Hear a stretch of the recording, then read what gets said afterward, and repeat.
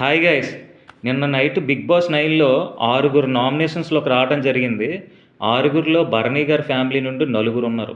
ఒకళ్ళు భరణి గారు, ఆయన కూతురు తనుజ, ఆయన చెల్లి దివ్య నిఖిత, నెక్స్ట్ ఆయన తమ్ముడు రాము రాథోడ్. వీళ్ళ నలుగురు కాక సుమన్ శెట్టి అండ్ డీమన్ పవన్, వీళ్ళు 6 నామినేషన్స్లో ఉన్నారు.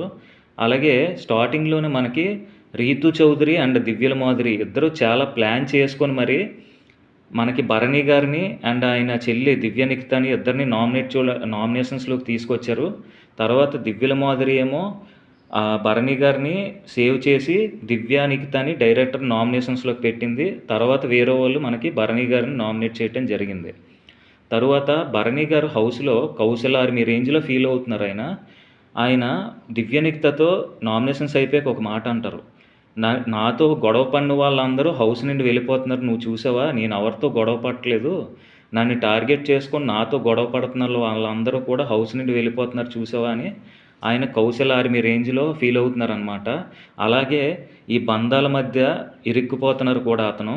నెక్స్ట్ ఆయన శివాజీ గారిని ఇమిటేట్ చేస్తున్నట్టుగా అనిపిస్తుంది కొన్ని సందర్భాల్లో. లాస్ట్ సీజన్లో శివాజీ గారిని అంటే కొంతమంది పక్కన ఉండటం, తర్వాత అంత గమ్మున ఎవరైనా గొడవకు దిగినా కొంచెం కూల్గా సమాధానం చెప్పడం ఇలాంటివి అన్నమాట. నెక్స్ట్ సంజనాకి రాము రాథోడ్కి ఇద్దరికి చాలా గట్టిగా ఫైట్ జరిగింది. ఆ టైంలో సంజన నాన్ స్టాప్గా తన పాయింట్స్ని చెప్పింది, చాలా ఇంప్రెసివ్గా అనిపించింది. నెక్స్ట్ రాము రాథోడ్ కూడా ఇంతకుముందు ఎక్కువ ఆర్గ్యుమెంట్ చేసేవాడు కాదు, ఏదన్నా సరే అని మర్చిపోయేవాడు లేదా తల ఊపేసి ఓకే అనేవాడు. కానీ ఇప్పుడు రాము రాథోడ్ కూడా చాలా చక్కగా తన పాయింట్స్ని చెప్తున్నాడు, చాలా గట్టిగా ఎదుర్కొంటున్నాడు.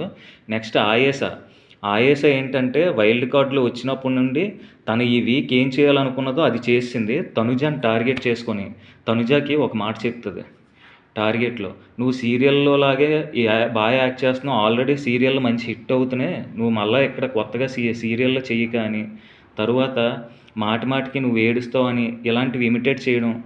నెక్స్ట్ భరణి గారిని అత్తమానికి నాన్న అనుకుని ఆయన వెనకే ఉంటావు, ఇక్కడ వచ్చిన వాళ్ళందరూ కూడా ఏదో ఒక బాయ్ ఫ్రెండ్ ఉండో లేదో ఒక నాన్న ఉంటానో ఫైనల్ దాకా వెళ్ళిపోదాం అనుకుంటున్నారు, అది కరెక్ట్ కాదన్నట్లుగా చాలా గట్టిగా సీరియస్ అవుతూ ఉంటుంది. అలాగే సుమన్ శెట్టికి తనుజాకి మధ్య చాలా గట్టిగా ఆర్గ్యుమెంట్ జరిగింది.